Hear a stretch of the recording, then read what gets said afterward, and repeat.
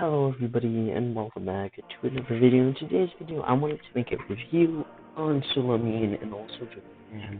I will have a review of Persia in a later video, but I've only played the Ottoman Empire and as well as the Japanese Empire. I don't know if all the Japanese episodes have been released yet. Whatever. So we'll start off with Suleiman, because that was the first one I finished with. So Suleiman was the Ottomans. So he has a 15% strength boost in culture and in a golden age or heroic age. So that does not do much for me. That doesn't really change so much. It doesn't change anything.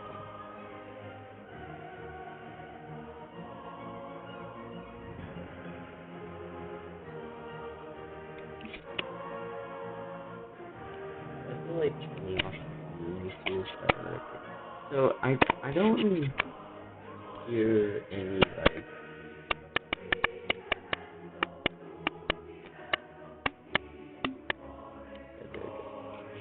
I don't really hear any major I don't really feel any major things with that 15% science and culture boost. It is pretty good on paper. Especially early game. If you get a 15% science or culture boost, that's really good, especially if you're in the beginning game. So I do understand what that is. And then when you're not in the golden age, you get a +4 combat strength when attacking someone if they're also not in the golden age. That's a big if. I like that's an if. And like to make Suleiman better, what I would do is remove like the if in the equation. Like if you're just not in a golden age or heroic age, give him the 4+ combat strength to against any. So like this also includes barbarians and as well, which would be pretty good.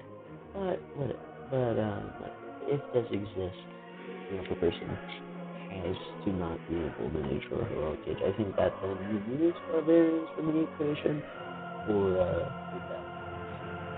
And then we got the Turkish bombard. So you get 50 production towards siege units. All siege units gain 5+ combat strength against district defense. This will help you greatly in conquering areas. Like I actually thought production for making those siege units were so quickly. Literally.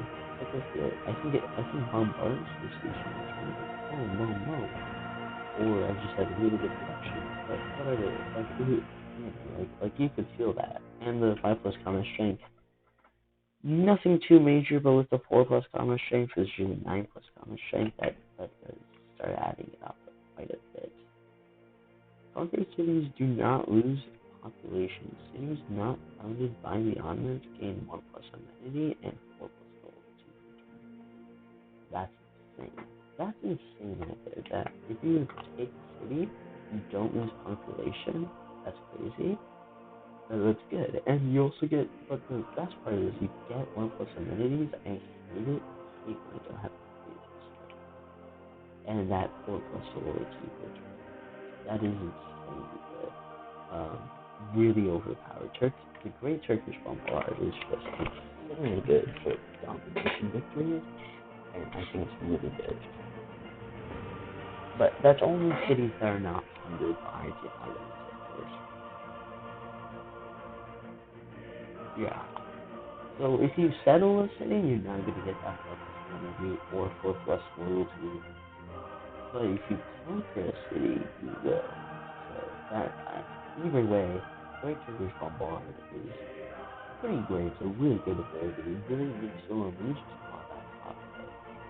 Very bizarre and airport pursuit do not change, but I'll leave it anyway. Building unique to the Ottomans. One extra strategic resource for every different type of strategic resource that this city has improved. because I'm gonna be for this for every Victorians. Again, pretty good, but that's also still an if you have strategic resources or luxury resources.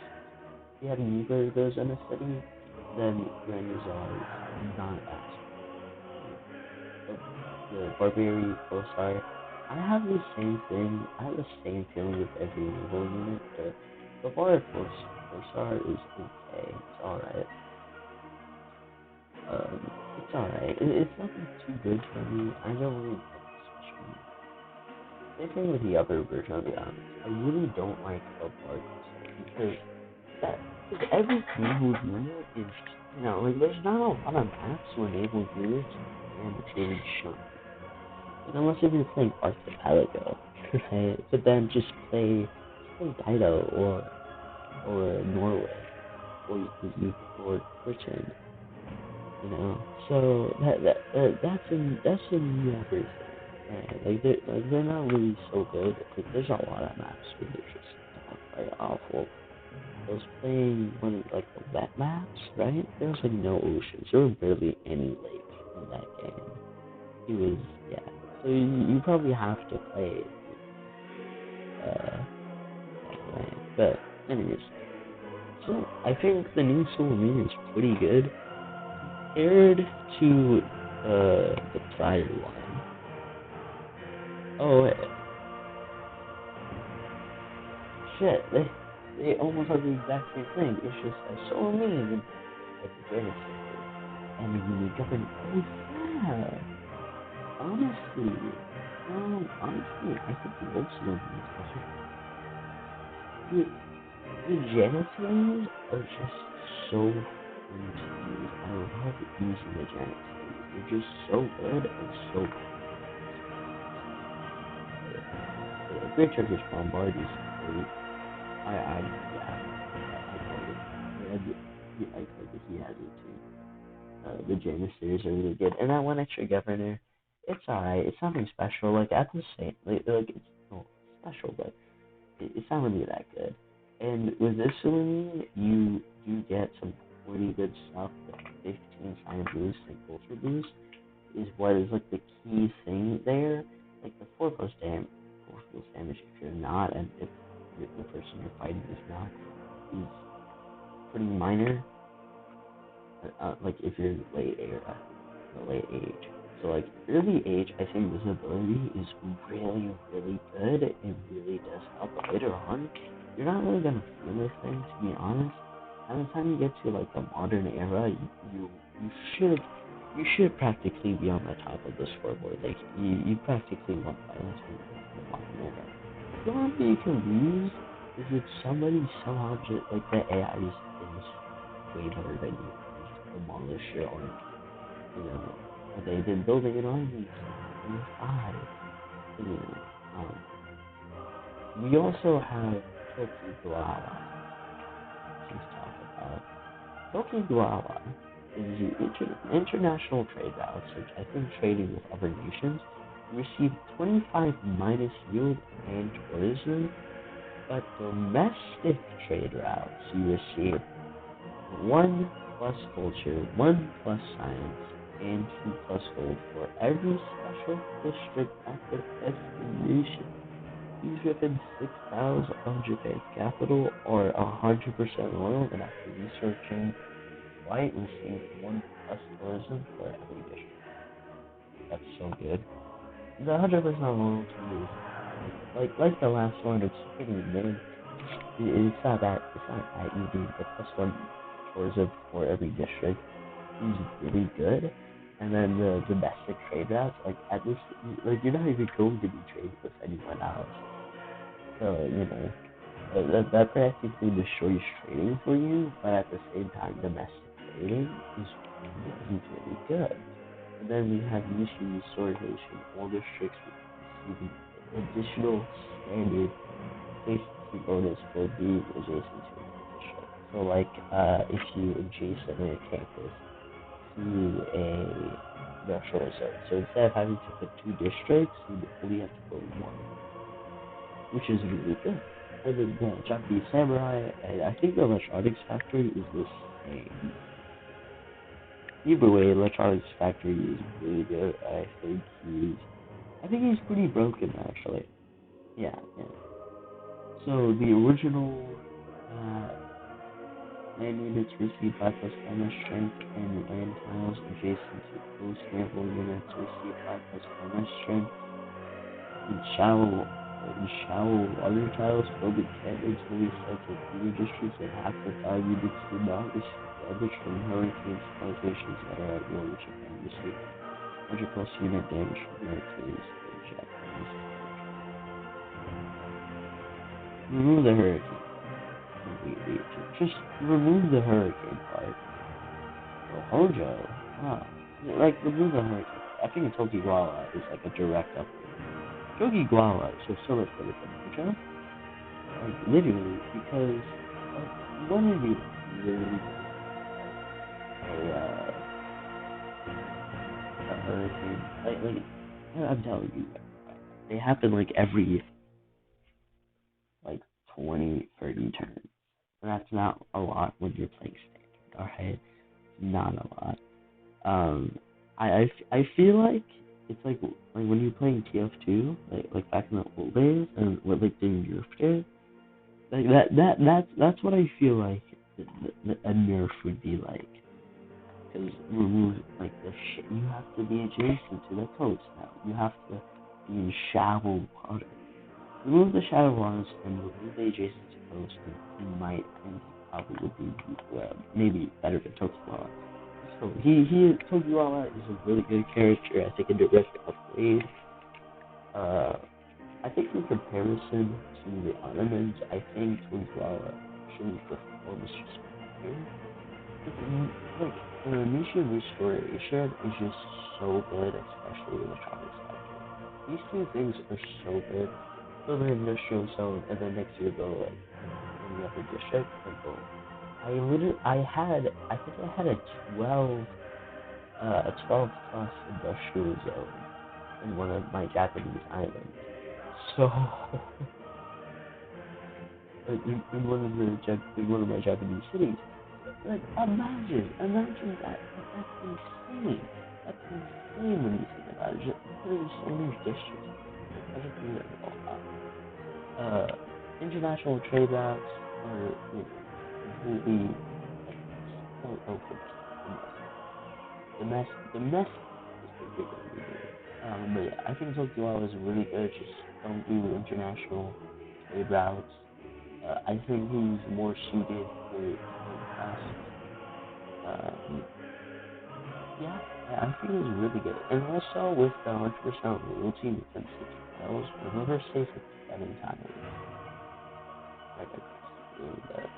You can build probably all cities within those 6 tiles. You can build those tall cities. And without 100% loyalty, if you play like I don't know a 2 city game, you would have to worry about like 6 tiles from your capital, right? So yeah, I think that's all. There is Persia, but I haven't really played Persia yet. I haven't played Nardar Shah. Uh, I will have my review on him when I have played him, but I haven't played him yet. I will get to play him. Well, for me, it'll probably be today. I'll probably play it today. I want it to be review. So yeah. I think that's But to be fair, I think like just from looking at Nadar straight on, I think he might be. I think Takiwawa might be just the best. It's like the initial venture, aka Abraham Lincoln. I do have to play Congo and Abraham Lincoln because I still haven't played those. I have played Saudi Arabia, so we are going to talk about Saudi Arabia as well. So that I don't suck at him later. So I think like this stuff is completely the same as the other one. So the rest of like you pretty much get a better faith. You get a better faith. Really good. You get more faith, and any more if it's adjacent to campus, which is really good still. And then you get Mamlex, and then you get this, which is really good. You can work science with this, automatically see the final grade profit when everyone is claimed. If you have not earned your grade profit already, plus one science for each foreign city following a radius religion. So if so, you are probably you're pretty much going to be conquering, and that plus one science, I'm telling you, it does stack up like it. Because I always play my games off domination because that's what I love playing with. I love dominating with domination victory and military stuff. So that plus one really does add up. Uh, and especially so pretty much you're practically going to be focusing on domination based science. And you get 100% flanking and supporting bonus to ultimate and malicious units. Again, really, really good. And that 100% is just insane. I think Saladin is really good. But the scope of what you have to do with them is pretty massive. So you have to prioritize on that faithfulness and on that production so that you can produce so many military soldiers. So you practically have three categories, and you don't have to categories, but you have three things that you can really play with as them, and that was pretty difficult. Um, yeah, yeah. I think I deleted that game. I think I did. Did I? So this is the Soul game that I already played, and this is the Tokugawa game. Okay. I'm not done with it, as you can see. I just started at the beginning. Look, Persia. And oh yeah, that one backfired. Not those. In front of time, I think I already deleted it. But yeah, if you guys like the video, like, subscribe, comment down below. Uh, and yeah, see you guys all in the next video, and goodbye.